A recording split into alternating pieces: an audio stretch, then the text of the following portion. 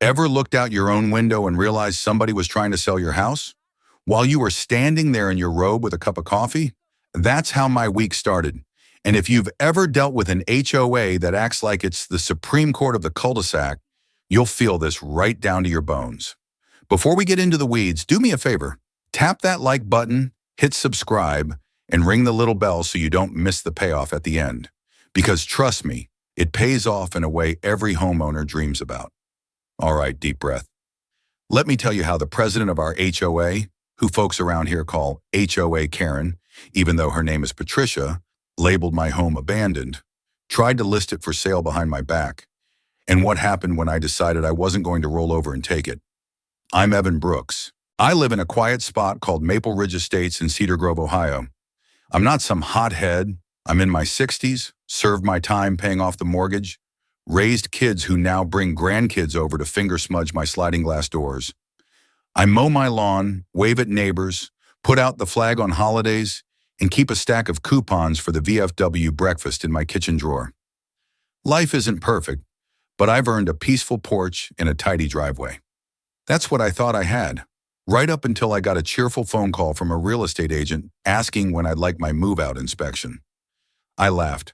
"Friend," I told him, "I'm standing in my kitchen watching the squirrels rob my bird feeder, and I've got soup simmering on the stove. I'm not moving out, I'm moving a pot roast." He didn't laugh back. He said the file in front of him had my address listed as abandoned under HOA control, and that the HOA president had started the process with their office, which for the record was Sunview Realty over on Center Street. I could feel my insides drop like the floor of an old elevator. Abandoned? Under HOA control? I asked who put that in, and he said, matter of fact, Patricia Hale. I didn't say anything for a beat. Then I said, "Buddy, give me 10 minutes." I set my coffee down and walked outside in my pajama pants and slippers because that's what you do when someone tells you your house is abandoned. You go look at it with your own two eyes, as if the walls might have vanished. The air had that late morning coolness, and I could smell the neighbor's dryer sheets drifting over. And there she was, Patricia, our HOA president, blonde hair sprayed into place like it was worried about the wind, cell phone up, taking pictures of my mailbox. She had that just doing my job look that makes your back teeth grind. When she saw me, she blinked like I'd stepped out of a ghost story. "Oh, Evan, I didn't realize you were still here." "Still here?" I said, like I'd been hiding in the attic since the Carter administration. "Patricia, I live here. Where exactly did you think I went?" She fluffed her hair, stuck her clipboard under her arm, and told me there had been reports that my property looked unattended. Weeds, I'd pulled them last night. Mail, I collected every afternoon. The blinds tilted slightly because my grandson loves to peek outside. She rattled off concerns as if she'd practiced in the mirror. I told her firmly to get off my lawn unless she wanted to stay for soup. She turned on her heel and left, throwing me a tight smile. An hour later, a bright yellow HOA citation was taped to my front door. "Property appears abandoned. Immediate compliance required." If you've ever dealt with these folks, you know the move. They create a paper trail, then pretend the paper has a life of its own. Like, "Hey, the paper says you're guilty." Not us. I called Sunview Realty back, and I'll admit it, I used my friendly, long-winded grandpa voice. I was sweet as pie, said I was considering relocating, asked what the next step might be. That's when the young man on the line, Derek something, the regional manager, went quiet and said, "Sir, I'm looking at authorization signed by your HOA president indicating the home has been abandoned and is under board control. She claimed you were unreachable for months. I had to sit down." Unreachable? I've been here all summer, hosting Sunday stew, yelling at the Browns on TV, waving at the mail carrier 3 times a week.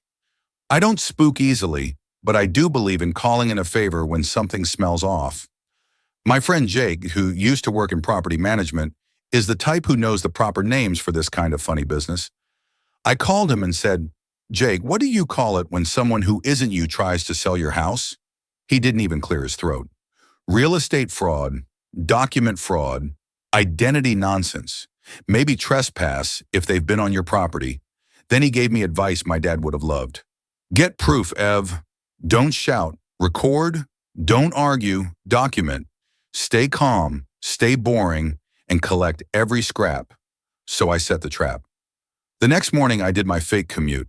Backed the car out like normal, waved toward the yard, turned the corner, then parked out on Ash Street behind the old maple.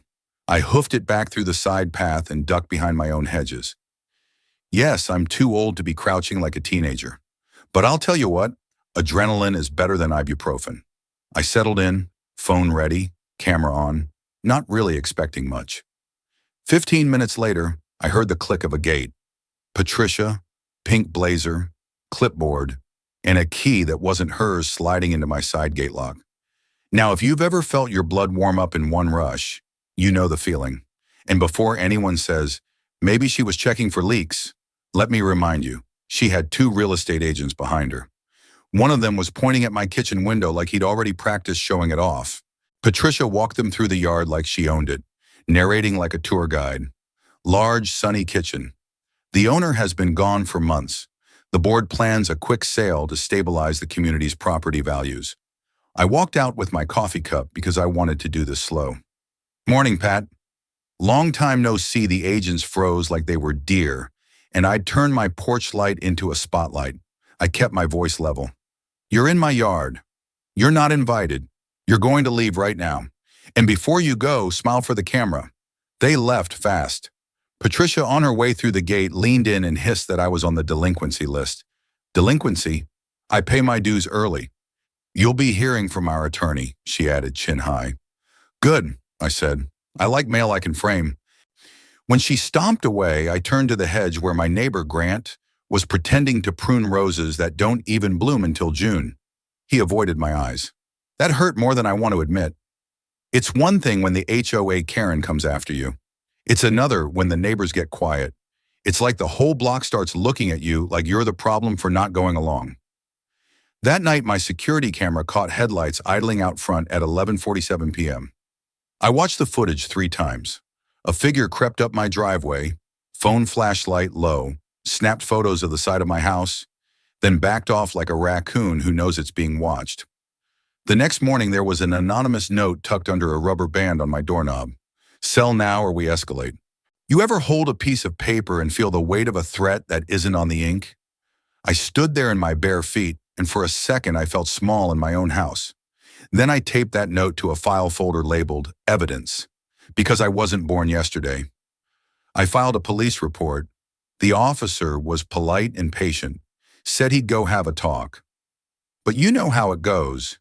These things feel civil until they're not, and a lot of cops don't love stepping into HOA spats unless someone's bleeding. He told me to keep records, keep my cameras on, and call if anybody entered my home. I thanked him, but I also knew I was going to need more than a friendly nod. So I called Sunview again and asked for that regional manager, Derek Lang. He said, Mr. Brooks, I think you need to see something. Can you come in today? I don't love surprises, but I drove over. Derek led me into a bland little conference room and set a laptop on the desk like it was a TV dinner. We had our team pull security footage, he said, a little pale. He clicked play. There was Patricia, clear as a bell, walking into their office with a folder marked Maple Ridge Abandoned. She smiled for the receptionist like she was the queen of the HOA parade, and then she told a desk agent she had legal authority to list my property as a board-controlled asset. She even bragged that I was gone for the winter and had stopped responding months ago. I watched her mouth move and thought about all the times I'd waved when she drove by in her Lexus, and how sure she looked when she lied. Derek paused the video, looked at me and said, We're reporting this to the county? This is not how we do business. He handed me a flash drive copy and copies of the bogus listing paperwork. I shook his hand. Thank you for doing the right thing, I said. He nodded, like this whole thing made his stomach hurt too. I went home, scanned every piece of paper, and printed everything again, like I was building a file for a history museum of nonsense. Then I circled the date of the next HOA meeting on my calendar in a thick black marker. I charged my phone, tested my mini projector, the one I use for watching old movies with the grandkids, and told myself to sleep. The night before the meeting, I didn't sleep much. I sat at the kitchen table listening to my refrigerator hum and wondered how many neighbors had gone quiet because they were scared of getting a nasty letter about paint colors or patio umbrellas. When the sun came up, I felt a calm I can't explain. It's the feeling you get when you know the truth is heavy and you're finally ready to set it down on the table. The HOA meeting was in the clubhouse room that smells like lemon cleaner and sheet cake. People sat in folding chairs with that posture you get when you're trying to be polite, but your back is tired. Patricia took her place at the front, gavel in hand, smile pasted on. Walter, the treasurer, a decent man who seems like he'd rather be fixing a lawnmower than arguing about shrubs, sat beside her. I waited until new business, then raised my hand.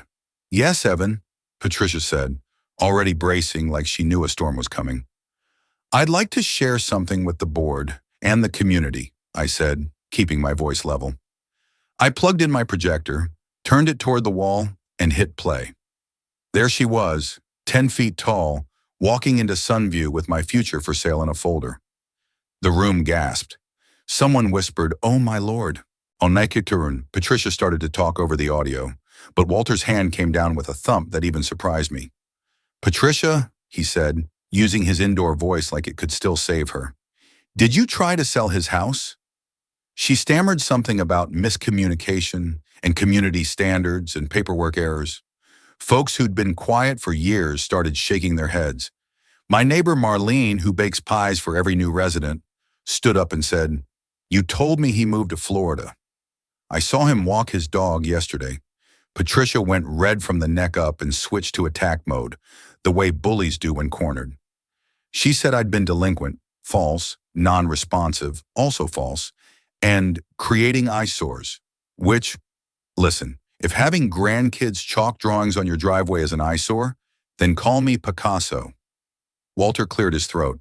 We can take a vote right now to remove the president for cause, he said, eyes wet. The room, which had been scared for a long time, found its voice in a hurry. Hands went up. Voices said, "Aye."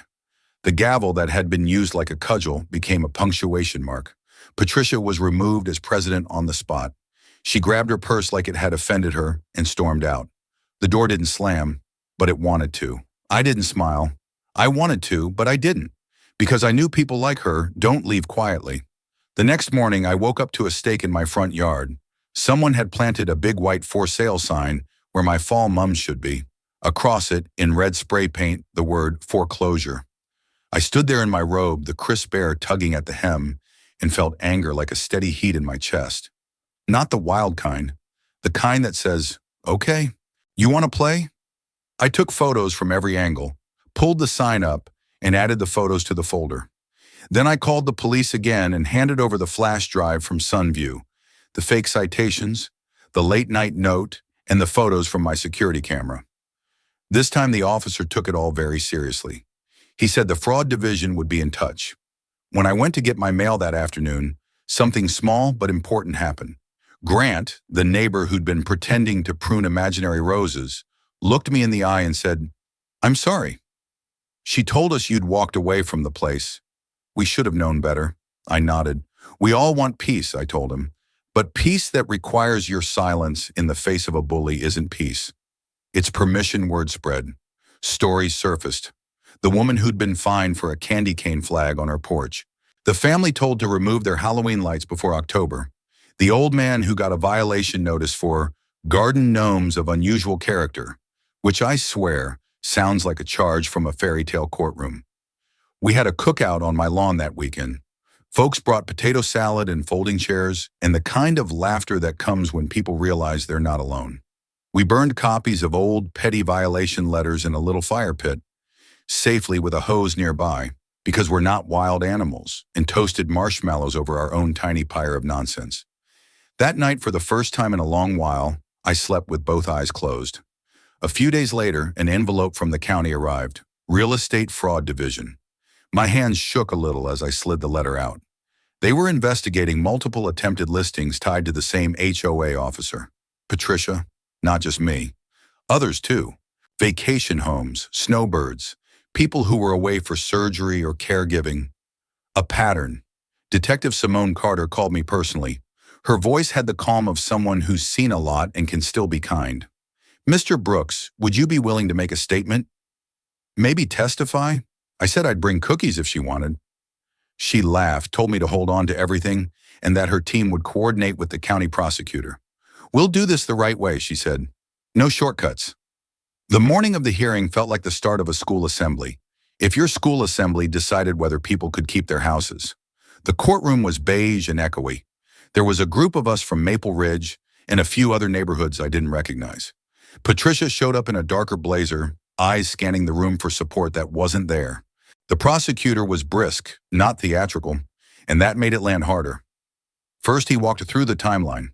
Then he played the Sunview footage, asked a few clean questions, and introduced the stack of HOA notices with dates that synchronized perfectly with the bogus, abandoned claims.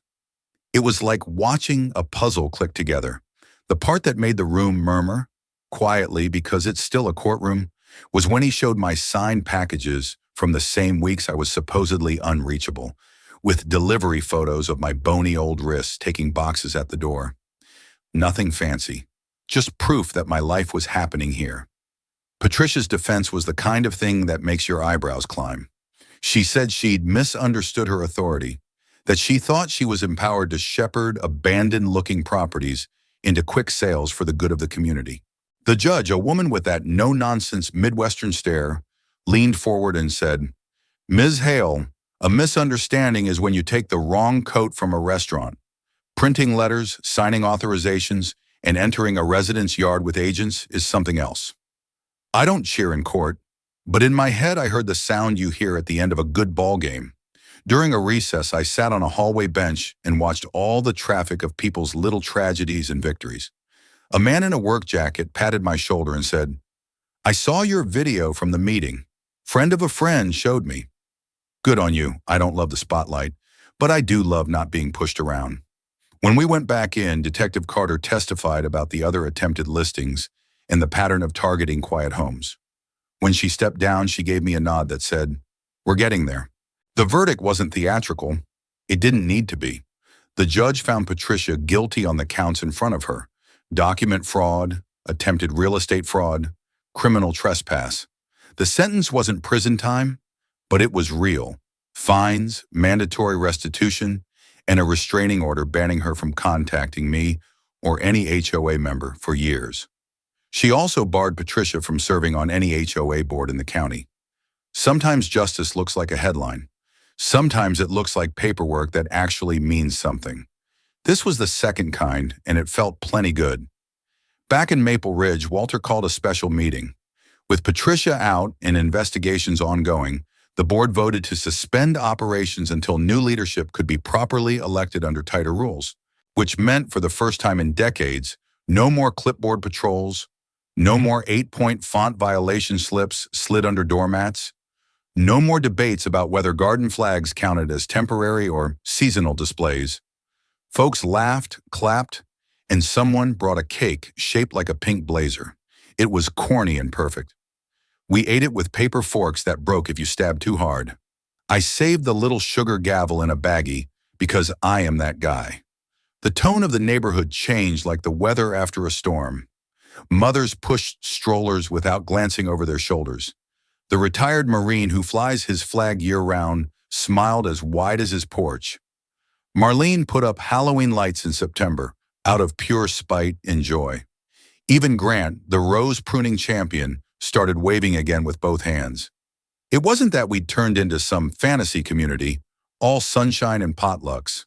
It was that the everyday dignity of being a homeowner had been handed back to us. We got our porch back. That might sound small, but if you know, you know. Now I wish I could say that was the end, credits roll, but life's not tidy. A couple of weeks later, a moving truck pulled up next door. Out stepped one of the Sunview agents who'd been in my yard that day. Young woman, nervous smile. I walked over and she stuck out her hand. "Mr. Brooks, I wanted to apologize to you directly. I should have walked away the minute I heard abandoned under HOA control. I knew better." I told her, "We've all been young and under pressure. Doing the right thing now counts." She nodded, eyes glassy, and then laughed and said, "If you ever really do sell, call me." The right way. We both grinned, and I thought, that's what this whole thing is about. The right way.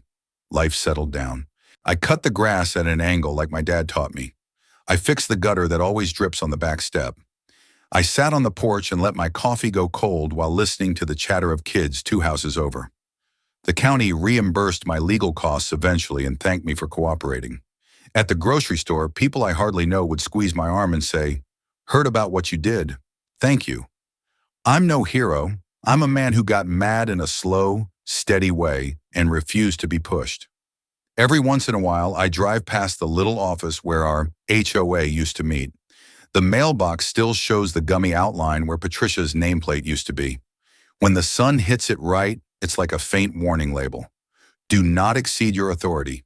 If you've ever been pushed around by someone with a clipboard and a title, you know how tempting it is to retreat, to keep your head down and hope the storm passes. But the storm only passes when somebody stands on the porch and says, "Not this house. Not today." Now, if you're watching this and you're over 60 like me, maybe you've got your own stack of letters, or that one neighbor who zips around in a golf cart acting like the sheriff. Hear me. Keep records, stay calm, and don't let the bully's paperwork convince you it's the law. Don't yell, document, don't threaten, report. Good folks like Detective Carter are out there, and even the realty office, when shown the truth, stepped up and did the right thing. And your neighbors? They may be quiet until someone goes first. Be the one who goes first, even if your knees hurt and you'd rather be watching the game. A few lessons I'll staple to this story, because I want you to remember them long after you click away. First, there is power in proof. The camera doesn't have to be fancy. The paper doesn't have to be pretty. Dates, times, photos, put them in a folder. Second, there is power in community. The cookout we had on my lawn might have looked like a party, but it was a line in the sand. No more ruling by fear. Third, there is power in a calm voice. When I walked out with my coffee and told Patricia to leave, I didn't shout, and that saved me. Bullies feed on chaos. Documentation starves them out. Fourth, there is power in the long game. It didn't resolve in one day. That's all right. Steady wins here. I won't pretend I wasn't scared. That late night note on my doorknob, it rattled me. It rattled my daughter too, who asked if I wanted to come stay with them for a while. But fear is a signpost. It tells you, yes, this matters. And my home matters. The smell of cinnamon rolls on Sunday matters. The scrape of my grandson's scooter on the sidewalk matters. The way the afternoon light hits the picture of my wife on the mantle matters. You don't walk away from that because a person in a pink blazer decided it would be easier if you were gone. There's a final little scene I want to leave you with. Weeks after everything settled, I was on my porch with a thermos and an old paperback. The mail carrier pulled up, handed me the day's goods and said, "You're Evan, right? I just want to say I deliver quiet places. I noticed when something's off. I thought it was odd when I heard your place was abandoned." I kept thinking, shoot, I handed that man a package yesterday. Glad you stuck it out? I told her I was glad too. Then she said something I'll never forget.